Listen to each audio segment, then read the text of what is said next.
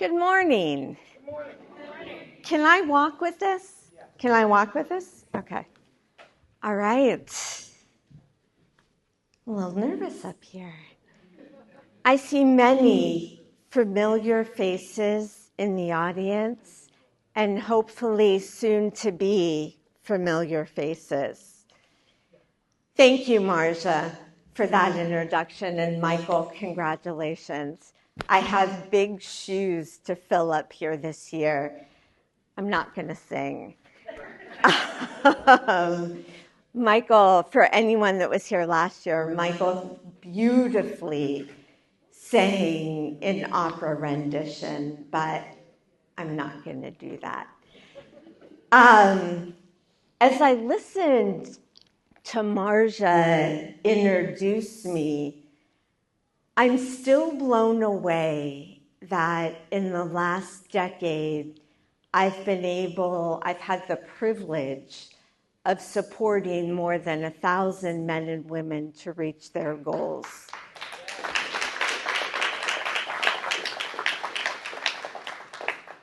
I'm amazed that I've been able to show people through my words that it's okay to talk about mental health crises. And I'm humbled that I've been able to contribute to the mental health conversation on global platforms. But what I'm most proud of is the way my life has transformed from someone who was uncomfortable in her own skin into someone I truly love today. When most people look at me, you may see someone who appears put together. My clothes match most of the time. I'm always in 5-inch heels.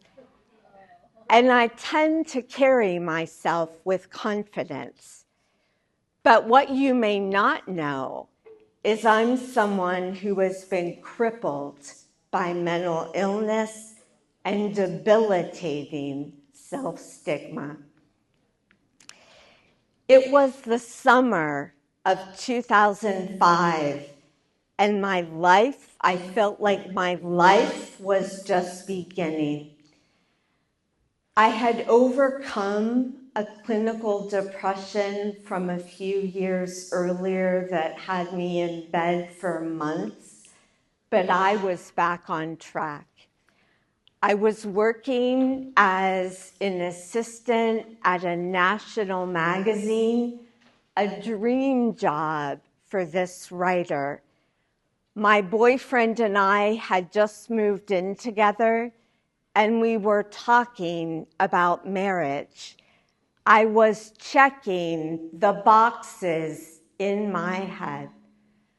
But on a sweltering hot August day, what am I going to do? What am I going to do? I don't know what to do. My heart is thumping so fast it feels like it's going to jump out of my chest. The only thing I can hear is the whoosh of the cars racing by me on the Route 68 interstate. My Tasmanian devil boxer shorts are sliding off my sweaty legs. I use my ripped t-shirt to wipe the sweat from my brow, not even caring that I'm exposing my breasts. The hot gravel beneath my feet is piercing my bare feet. And suddenly, I decide to do something that I've only seen work in the movies.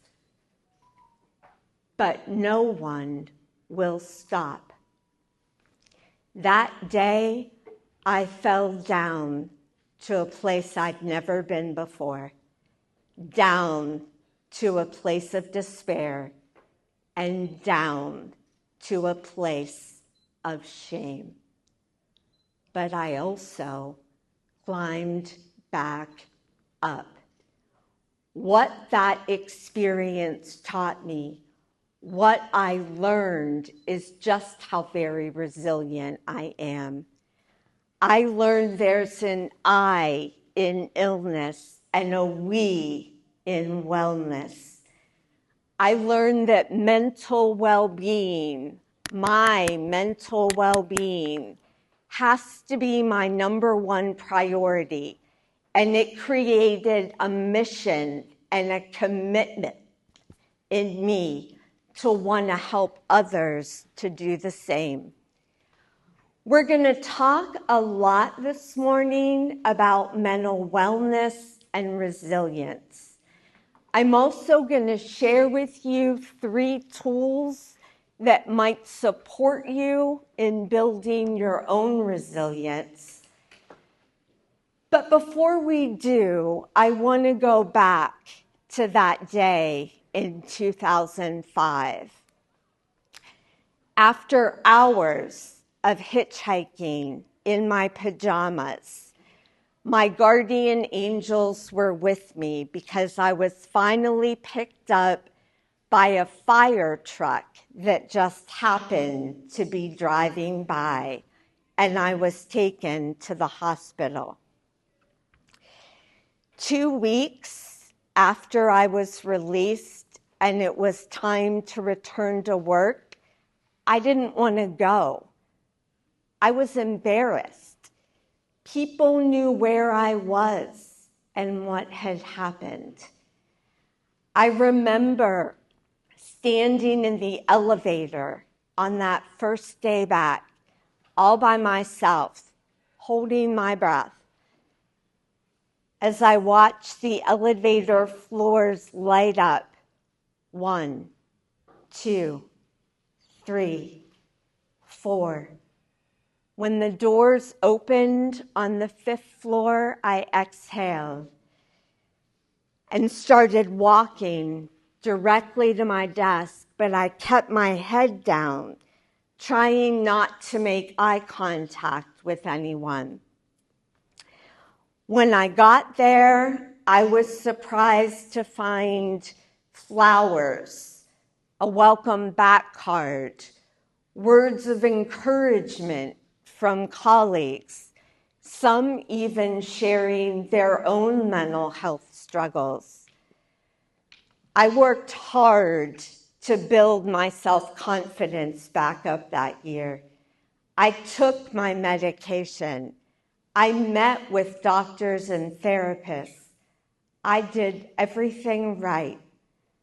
But I had a similar experience the following year, and even again the year after that. The 3rd time was the worst, because previously I was comforted by the fact that I could at least walk out the door if I didn't want the help. But now that privilege was ripped from me. I couldn't get out. I started to wonder if this was what the rest of my life was going to look like, going in and out of the hospital, never really getting well. I felt like I was in that game, what's it called, whack-a-mole, where the LED moles light up and you hit them directly on the head with a hammer. Every time I popped up and got well, I got pummeled back down again. This time, when I returned to the office, I was humiliated and ashamed. With every pill I swallowed, I grieved that person I used to be. And there was a time when I lost that job that with it I lost all hope of ever having the kind of life I dreamed of. Many of us have a tendency at our lowest point to give up on ourselves, or we can talk ourselves out of the things we want because our minds tell us we're not good enough. Have you ever disregarded something you truly desire because of a circumstance or a life event? I did that. I lowered my expectations of myself. I started to feel like I was broken. And in time, that just became a comfortable place to be. And I stayed there. I was stuck. Then I met a woman who would become my mentor, who taught me the power of an old war saying. Patty was older than I was, and she was always meticulously dressed in bright paisley blouses, perfectly creased black pants. Not a hair in her head was ever out of place.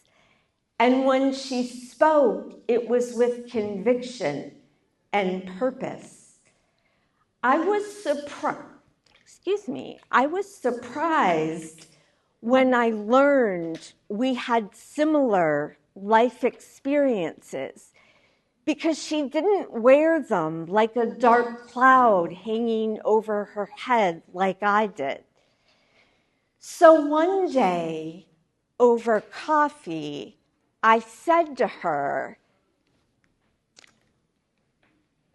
I don't understand. We have the same story. How did you get to this place?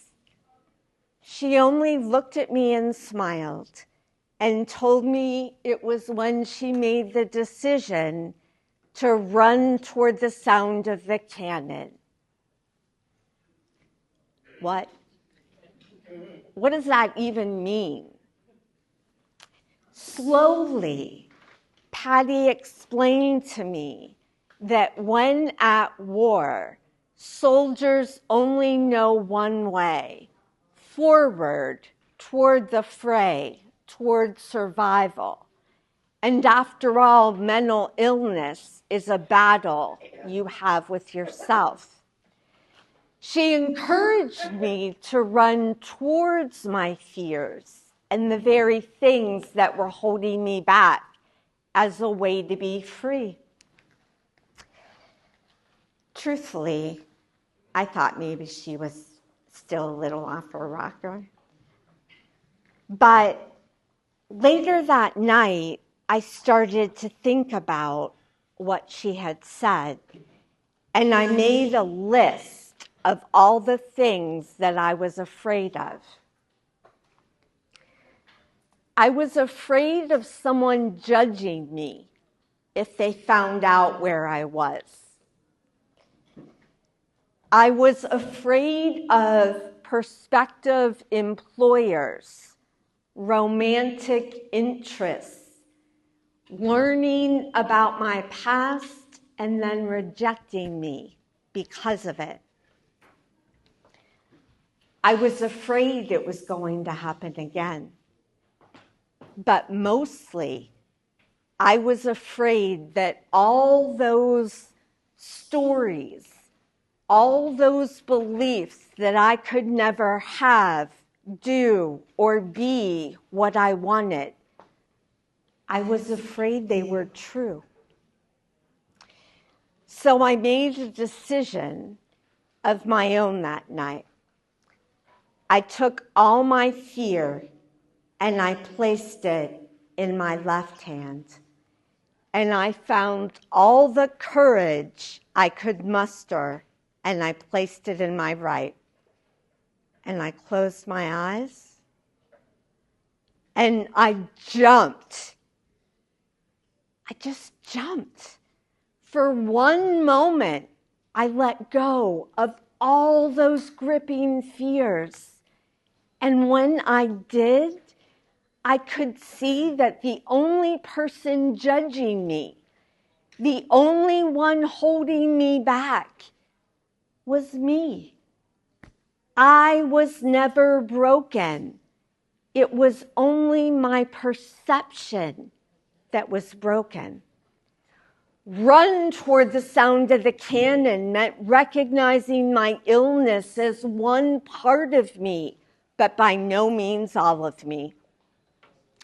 Run toward the sound of the cannon meant using my lived experience to make me stronger and more resilient and not keep me stuck. Run toward the sound of the cannon meant feeling my fears and then walking straight through them. Finally, I realized when I made the decision to run toward the sound of the cannon, I watched my life shift from mental illness to mental wellness.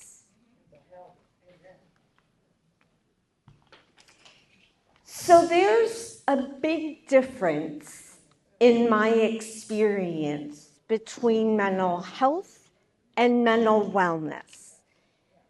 Mental health is often the diagnosis. It involves doctors and therapy, medication in order to heal. But mental wellness is the journey. It's an active, lifelong process that helps us build resilience and grow. You certainly don't need to have a mental health challenge to strive for mental wellness. For some people, it might look like eating right, getting enough sleep, but it's more than that for me. It's a complete alignment of the body and mind and an awareness of the thoughts that we think. So neuroscientists have found that it only takes 90 seconds for a sensation, a feeling, to pass through the body. Anything longer than that shows we're looped in the mind. We are reinforcing the story. But notice what happens when you allow it without a label, without a story. It starts to dissipate. I started to practice that as well as questioning the thoughts that I think. So the average person has anywhere from 12,000 to 60,000 thoughts a day.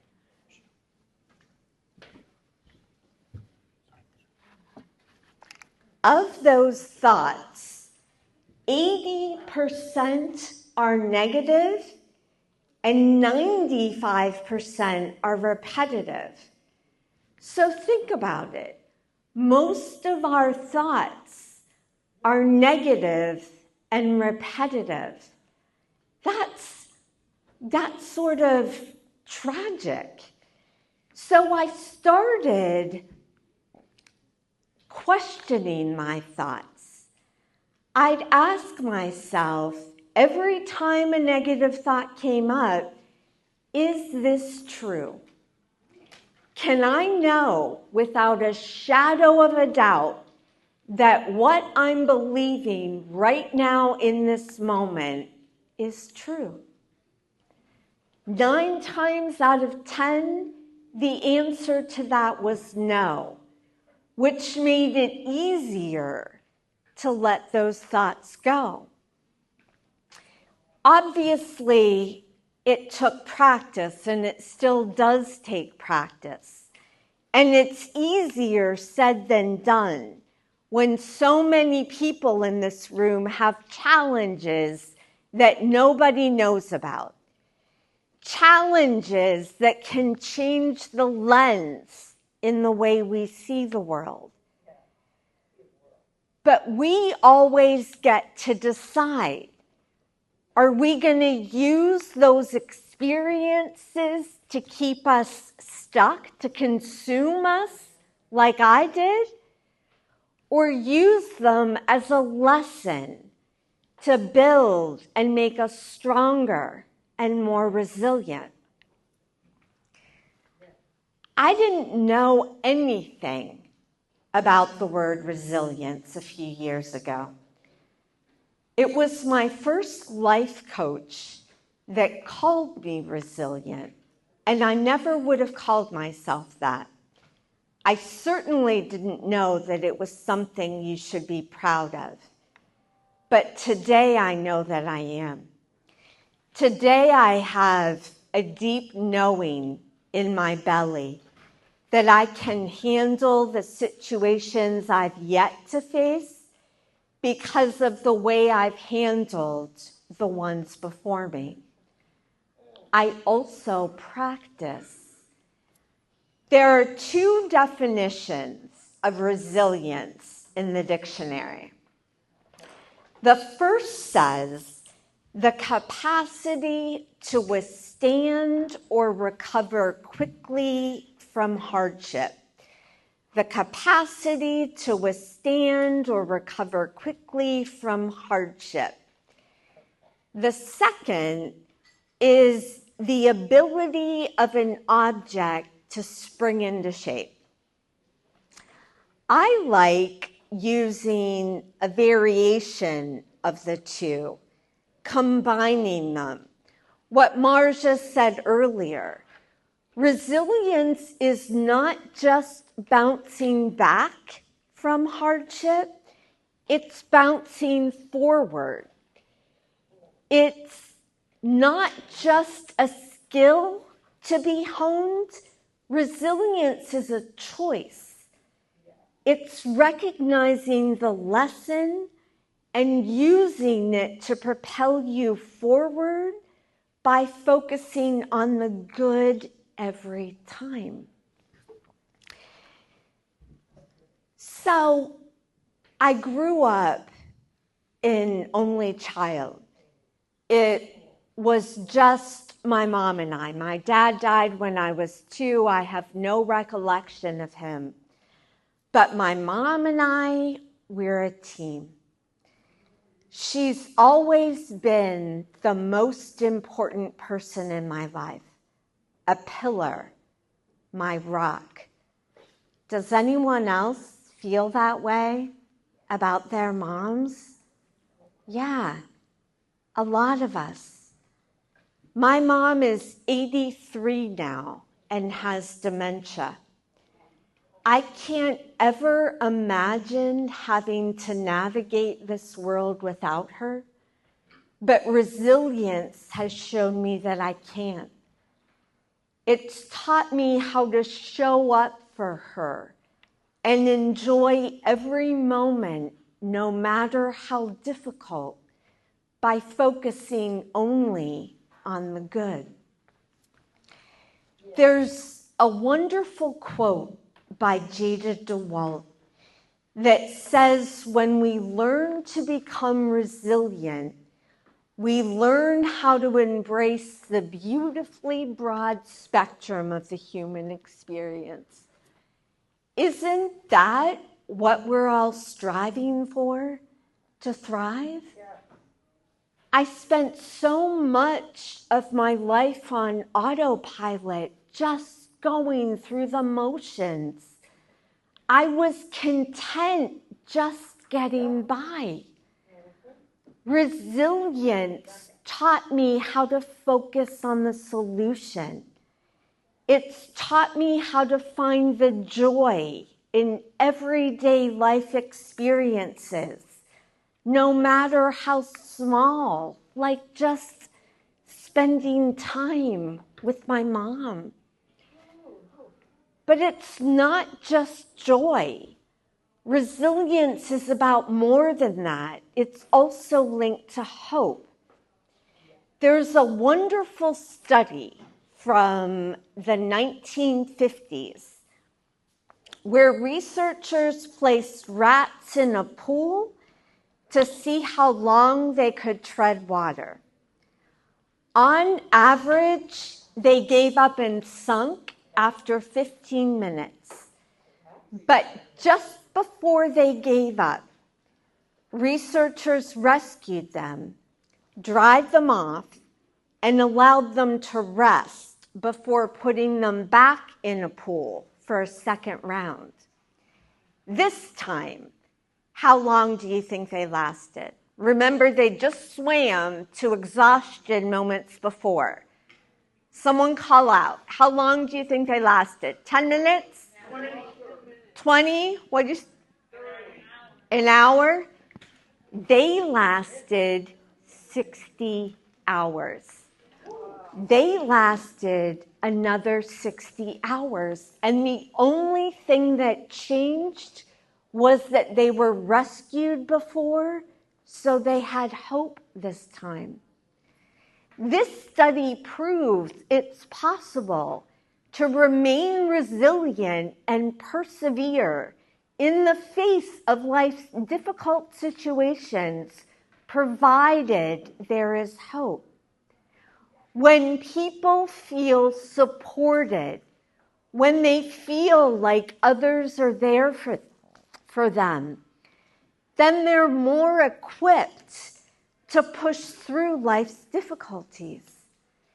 That's what my mentor gave me when she taught me how to run toward the sound of the cannon.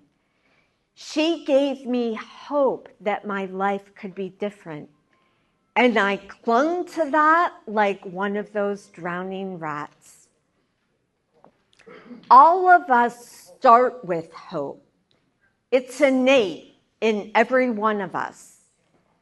But as we grow and experience the pressures of life, stress, depression, divorce, job loss, trauma, those pressures can settle into our bones and seep into our soul.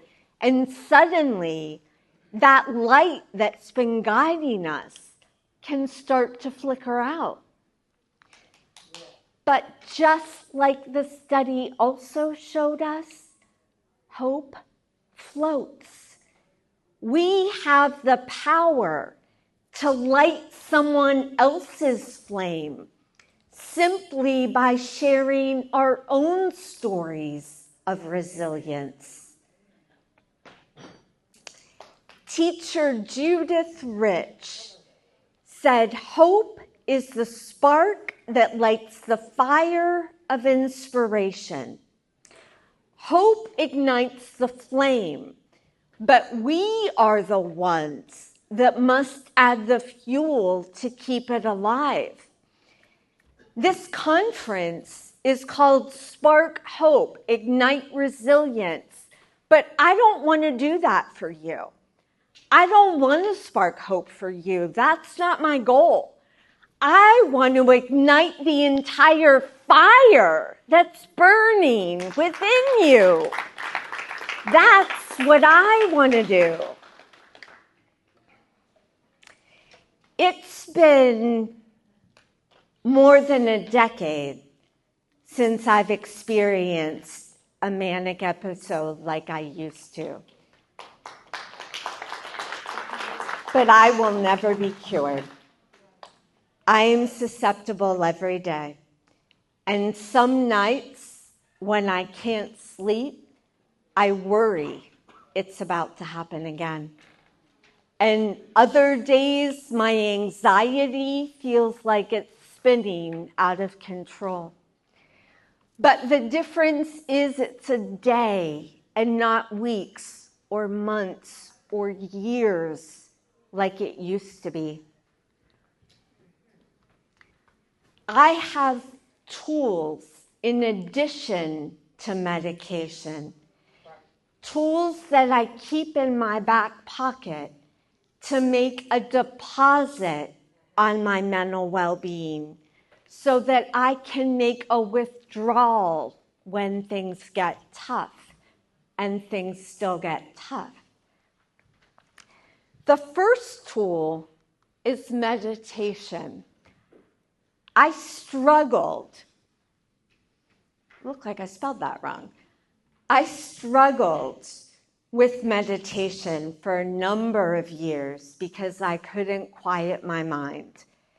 Every time I sat down, my mind sped up and I'd start thinking about what I was having for dinner that night or a conversation with a colleague. I couldn't do it. But then I heard about a meditation class. And secretly, I thought the osmosis of the group would rub off on me. So I decided to attend this class. And there was about 20 of us sitting around a rectangular table by candlelight in the dark. A leader would guide us in the guided meditation, and then we'd talk about it for the rest of the group. Every time someone walked in late, my eyes were wide open, waving at them, motioning where there was a seat. It wasn't working. But it was in that group I heard someone talk about nature as their form of meditation, a walking meditation. Prior to that, I had preconceived notions that you had to sit cross-legged on the floor, hands in the lotus position, and that everything had to be completely quiet. But this man was talking about the great outdoors as his form of meditation. And I thought of that the next day when I was walking my dog. And I realized I too wasn't thinking about anything. Where my thoughts were usually replaying scenarios in my head or fears about the future, I wasn't. So nature became my meditation for a number of years. And meditation looks different for everyone. But eventually, I shifted into guided meditations, and now I'm trying to do silent meditations, which is extremely challenging for me. But I will meditate before an important phone call or even an important meeting. I find it always centers me and brings me back into the present moment. With meditation, I'm able to be right here, right now. The next tool that I use to build resilience is emotional freedom technique, also known as EFT or tapping. Who here has tapped before? Oh, good. Okay, excellent. Tapping is a stress reduction tool that balances the energy systems of the body.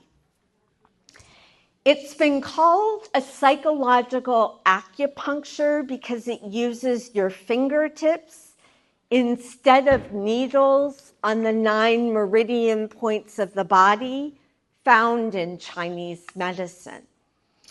The way it works is you tap out a negative emotion and tap in a more positive one.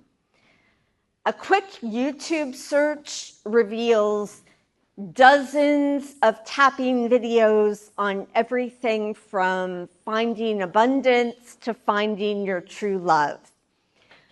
But EFT has been used more structurally by medical and mental health professionals. It's been used by athletes before a big game, and even in the education system as by teachers for test anxiety. The way I like to use it is after my meditation. I use it as a way to build confidence or connect with my resilience. I liked it so much that I got certified as a facilitator, and I've led a variety of tapping groups. I've never led a group this large before, but I feel like it has the potential to be pretty powerful. What do you think? Anybody want to go through a tapping round with me? Tap together? Okay, good. All right, so I'm going to give you a demonstration of what it looks like, and then we're going to go through and do it together. So when you tap, you always start on the karate chop part of the hand, and you can use 2 fingers. As we go through, I'm going to use 1 because my hands are busy. You always start on the karate chop part of the hand, and then it moves to the top of the head, the top of the eye, the side of the eye, under the nose, the chin, right under the collarbone, under the arm. For women, this is right below your bra strap. And then I like always ending on the wrists. So you end on the wrists. And I will repeat an affirmation, and if you guys would repeat that after me. But I'd like you to think, obviously I want to tap on resilience. But I'd like you to think of a number from 0 to 10 of where you are on feeling resilient right now. You don't have to share it, just remember that number. And then we'll go ahead and get started. So the karate chop part of the hand, even though I don't feel resilient, I deeply and completely love and accept myself.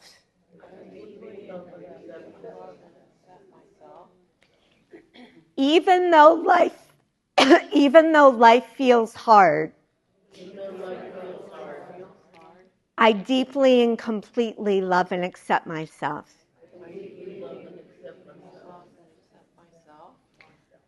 Even though I have fear of the future, I deeply and completely love and accept myself.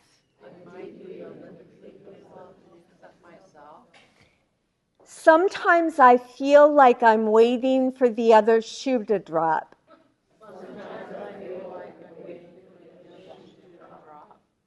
Under the eye, I don't like feeling that way.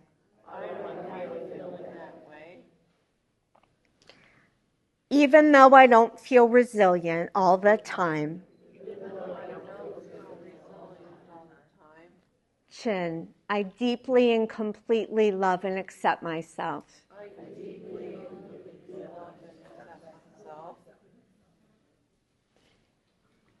Even though I don't feel strong. I deeply and completely love and accept myself.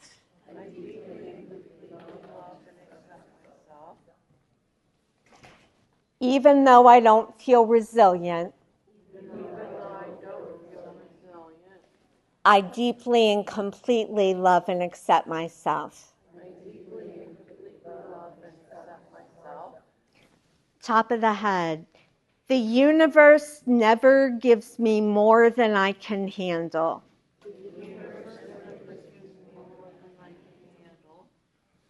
Top of the eye. I refuse to let fear win. Side of the eye. I have a deep inner strength. Under the eye. I am confident in my ability to share my story to make a difference in the lives of others.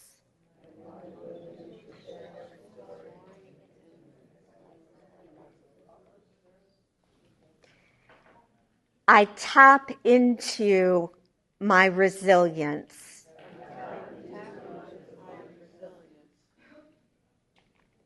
I am strong. Under the arm, I am courageous. Wrists, I am blessed. Thanks, guys. So think about that number that you started with and see if it increased at all, if it went up at all.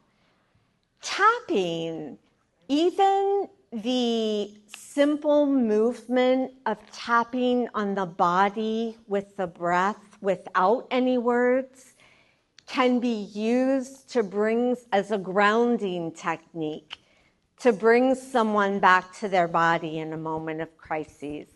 So there's lots of videos if you want to learn more about tapping, but it's a tool that I use regularly. The last tool is perhaps the most important and the easiest to overlook, and that's moving our bodies. Research has shown that when we move, maybe we don't have time to go for a walk or a run, but get up and walk around the house, do jumping jacks in place. Moving our bodies shifts our mindset to a more positive space. Mood follows action. I was someone that despised exercise. I always had the perfect excuse. I'm too hot, I'm too cold, I'm not dressed appropriately, or my personal favorite, maybe you can relate, I'll do it tomorrow, or tomorrow, and then tomorrow. But being well is a complete alignment of the body and mind. So I joined a gym. I use exercise videos at home. I walk. Moving my body is the number one tool I use to build resilience. Practicing these tools on a regular basis has helped me to make the conscious decision, and it is a decision, to run toward the sound of the cannon and not let fear win. That doesn't mean I don't still have fear. Of course I do. But I see it. I acknowledge it. And then I put it behind me. I put it in the back seat. I don't let it drive the car anymore, and I drive myself straight toward my purpose. Those dreams that I set down before, the ones I set aside, they're not dreams anymore. They're goals I've either already attained or action steps I take every day toward those goals. During my greatest struggle, I never imagined this version of me could exist. I never imagined it was possible to be comfortable in my own skin and grow into someone I could love, while at the same time still evolving into who I'm yet to become. But why not me? Why not you? Why not both of us use our resilience to rise to the next version of ourselves together? I am confident that now is the time for you to show up, to use your voice and speak up, and for you to rise up in a way that you have never risen before, because you are resilient.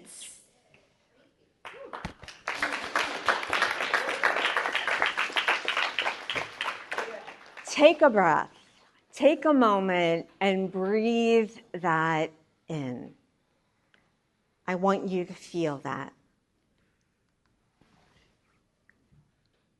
That little phrase, those 5 little words, I never imagined the impact those 5 little words would have on me. The way Run Toward the Sound of the Cannon continues to transform my life has changed over time. Then, a decade ago, it was about acceptance. It was about learning to accept my illness and learning to accept myself. But today, it has come to mean something else. Today, it's about having the courage to continue to look within, to question those thoughts, to peel those layers back so I can be who I was meant to be. I'd like to leave you with a quote from Sherry Mandel that really embodies the essence of what we've been talking about here today. She says, resilience is not about overcoming, but it's about becoming who you truly are. It's been an honor and a privilege to speak to you today. Thank you. Yeah.